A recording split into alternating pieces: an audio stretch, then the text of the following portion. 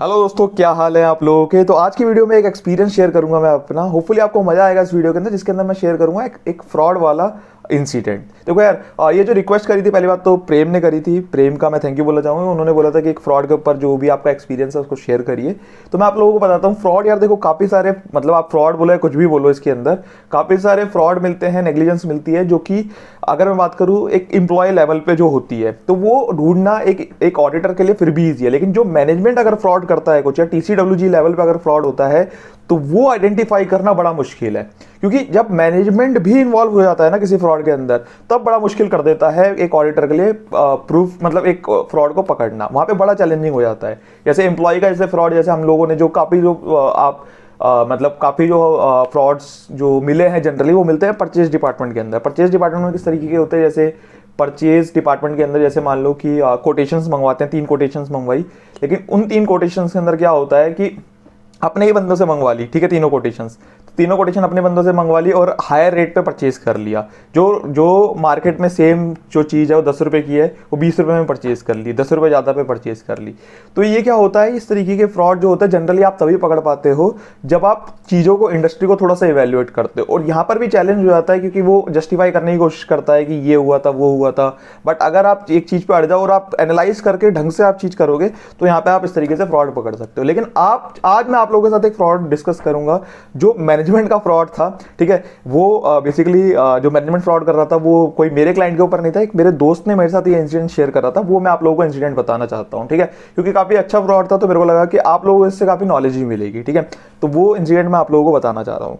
तो हुआ क्या उस फ्रॉड के अंदर, जैसे आप लोगों को मैं काफी सारी वीडियोस में बता चुका हूँ कि हम लोगों को जब भी हम अपने ऑडिट प्रोसीजर करते हैं तो उसमें हमें असर्शंस इंश्योर करने होते हैं, ठीक है।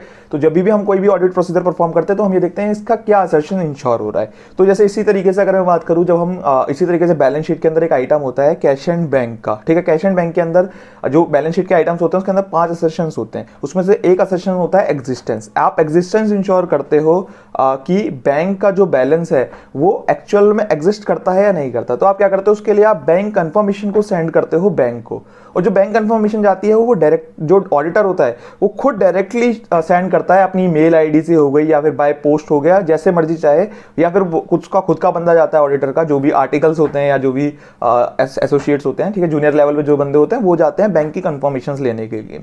तो अब होता क्या है कि अगर होता क्या है कि जब आपको एग्जिस्टेंस इंश्योर करनी है उसके अंदर क्या करना पड़ेगा, आपको डायरेक्ट कंफर्मेशन भेजनी पड़ेगी। आप मैनेजमेंट की कंफर्मेशन पे रिलाई नहीं कर सकते। तो यहाँ पे क्या होता है, आपको डायरेक्ट कंफर्मेशन भेजनी पड़ती है, क्योंकि ये क्या है, एक थर्ड पार्टी बैलेंस है। तो थर्ड पार्टी बैलेंस को, जो बैंक बैलेंस होता है उसको जनरली हम डायरेक्ट कंफर्मेशन भेज के सेंड करके हम उसके बाद उसको देखते हैं कि उसमें जो बैंक ने क्या कंफर्म करा है। लेट से मैं अपने बुक्स के अंदर बोल रहा हूँ 1 करोड़ का बैलेंस आ रहा है, बैंक बोल रहा है 50 लाख का है, तो 50 लाख का जो रीको है उसका क्या रीजन है वो हमें एक बार मैनेजमेंट के साथ डिस्कस करना पड़ेगा, जो फाइनेंस डिपार्टमेंट है उसके साथ डिस्कस करना पड़ेगा।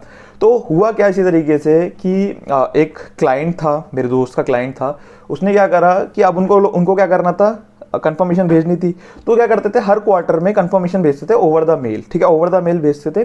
अब ऑडिटर खुद भेजता था, बैंक को ही भेजता था, लेकिन दिक्कत क्या हो रही थी, अब जब भी आप कंफर्मेशन भेजते हो तो आपको ना जो डोमेन टेस्टिंग सबसे पहले करनी पड़ती है। डोमेन टेस्टिंग क्या होती है, जैसे लेट से मैं आपको एग्जांपल लेता हूं, जैसे मान लो कि किसी भी वेंडर को मेरे को कंफर्मेशन भेजनी है, किसी को भी मेरे को कंफर्मेशन भेजनी है। तो जैसे मेरी वेबसाइट का नाम है जैसे fundos.in, तो पीछे जैसे अब क्या होगा, मेरी जो आईडी होगी पूरी वो होगी tushar@fundos.in। मैं आपको एग्जांपल दे रहा हूं, ठीक है। उसी तरीके से जैसे मान लो कि मेरा जो ये डोमेन हो गया, fundos.in इज डोमेन। तो इसी तरीके से मान लो कोई बैंक है, तो अगर कोई बैंक है उसके अंदर लेट से एक तुषार नाम का व्यक्ति काम करता है, तो उसमें आईडी क्या होगी, tushar@i, जैसे मान लो बैंक है आईसीआईसीआई बैंक, तो ICICI.com या .in जो भी है, मेरे को आइडिया नहीं है, ठीक है। तो ये इस तरीके से आईडी होगी पूरी। तो यहाँ पे क्या है, यहाँ पे क्या होता है, बैंक जो मैनेजमेंट है उसने क्या करा, एक डोमेन परचेज करा हुआ था। मैं आपको एग्जांपल दे रहा हूँ, ऐसा हो सकता है कि मतलब ये मैं जस्ट आपको एग्जांपल दे रहा हूँ कि आईसीआईसीआई बैंक का एग्जांपल दे रहा हूँ, उसके अंदर जो मैं मॉडिफिकेशन करूंगा वो भी एग्जांपल है, लेकिन आपको समझा रहा हूँ कि हुआ क्या था। अब बैंक ने क्या कर रखा था, एक डोमेन लिया हुआ था, लेट से ICIICI, ठीक है, ICIICI, इस तरीके का डोमेन लिया हुआ था। और मतलब सिर्फ उसमें क्या था, जैसे ICICI होता है तो वहां पे क्या था, ICII CI इस तरीके का डोमेन था। तो मतलब किसी भी तरीके से ट्वीक करके क्या करता है मैनेजमेंट, एक डोमेन ले लेता है उस केस के अंदर, और वो क्या करता है उस डोमेन के ऊपर, जैसे मान लो कि तुषार उसमें काम करता है, तो तुषार @ICIICI, तो क्या हुआ डोमेन को थोड़ा सा ट्वीक कर दिया और पता भी नहीं चला उसके अंदर ऑडिटर को कि यार, और क्या है कि आपको जब भी आप कंफर्मेशन भी भेजते हो तो उसमें क्या होता है कि आपको सबसे पहले आप मैनेजमेंट से आईडी लेते हो कि भैया किसके ऊपर भेजना है।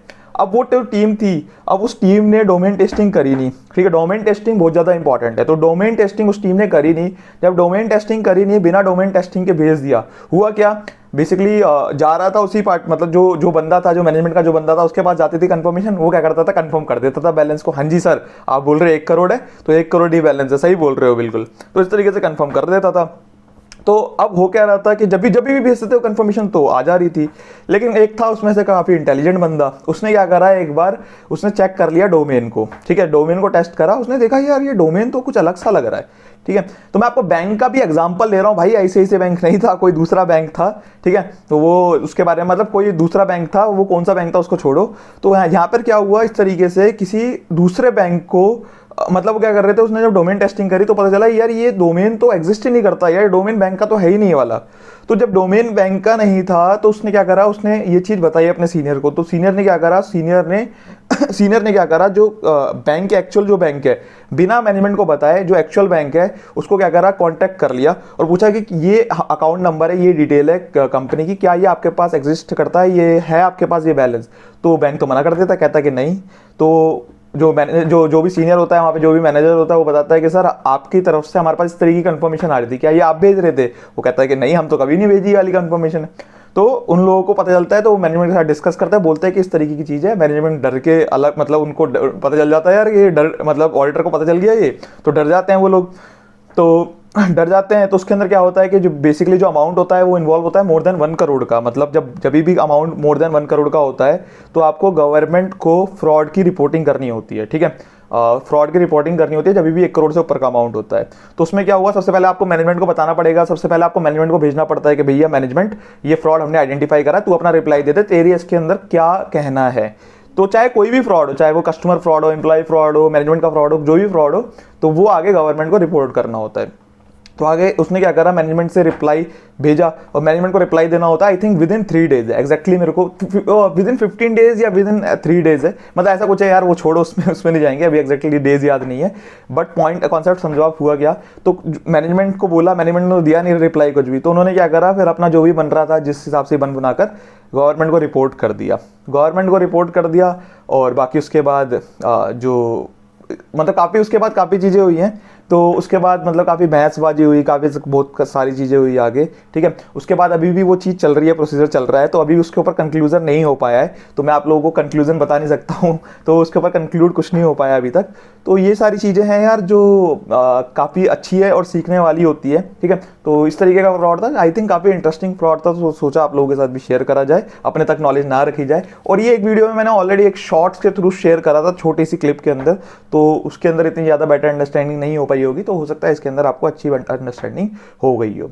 तो ये था यार इसके अंदर। बाकी आपको डीप में ये सारी चीज़ें जाननी है, आपको असर्शन जानने हैं, ये सारी चीज़ें जाननी है, तो आपको कोर्स मिल जाएगा, डिस्क्रिप्शन के अंदर लिंक है, कोर्स को जाके चेकआउट करो। स्टैट ऑडिट के ऊपर कोर्स बनाया है, काफ़ी मेहनत करिए, काफ़ी बढ़िया कोर्स बनाया है, master blaster of statutory audit. काफ़ी आपको सीखने को मिलेगा, काफ़ी आपकी लर्निंग होगी होपफुली उसके अंदर, काफ़ी टाइम्स उसके ऊपर काम करा है, तो पूरा एग्जाम्पल के थ्रू सारी चीज़ें समझाइए, प्रैक्टिकल वर्ल्ड में किस तरीके से होती है, तो वो जाके आप जरूर चेकआउट करो। और अपकमिंग डेज के अंदर और भी कोर्सेज आएंगे, तो उसके लिए भी स्टे ट्यून्ड। और बाकी यार मिलते हैं नेक्स्ट वीडियो के अंदर। Thank you so much.